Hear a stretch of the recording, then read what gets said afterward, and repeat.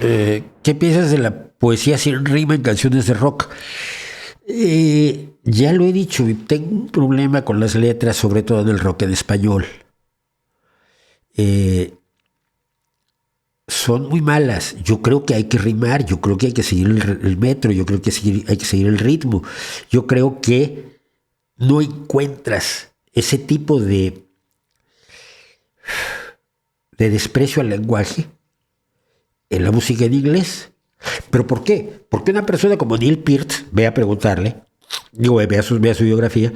Neil Peart es el baterista de Rush y fue el letrista de prácticamente todas las canciones de Rush, por lo menos el que las diseñó. Luego metía en mano, por supuesto, Geddy Lee y Alex Lifeson.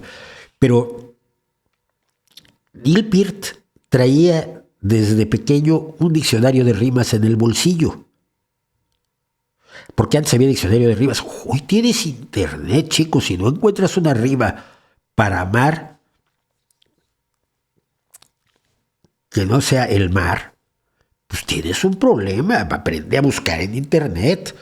Entonces, gente como pienso en otros letristas maravillosos, Graeme Edge, baterista de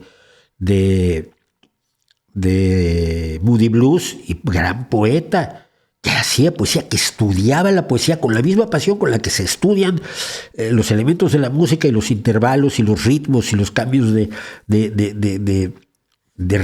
tiempos y las modulaciones armónicas. Se estudia el lenguaje. Bob Dylan se llama Robert Zimmerman. ¿Por qué usa el apellido de Dylan? Por su pasión por Dylan Thomas. ¿Quién es Dylan Thomas? Uno de los más grandes poetas del inglés del siglo XX.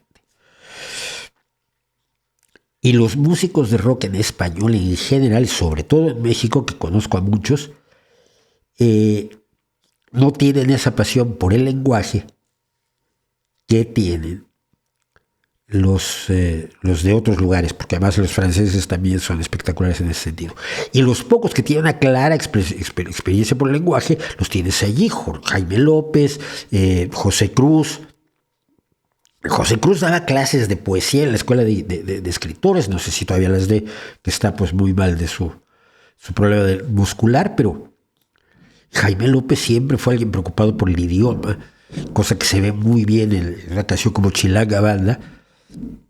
Entonces, no me gusta el que la letra parezca que está peleándose todo el tiempo con la música. Porque además, como tenemos grandes instrumentistas y como tenemos muy buenos compositores en cuanto a líneas melódicas y desarrollos armónicos, se nota mucho más el desequilibrio entre la calidad musical y la calidad letrística.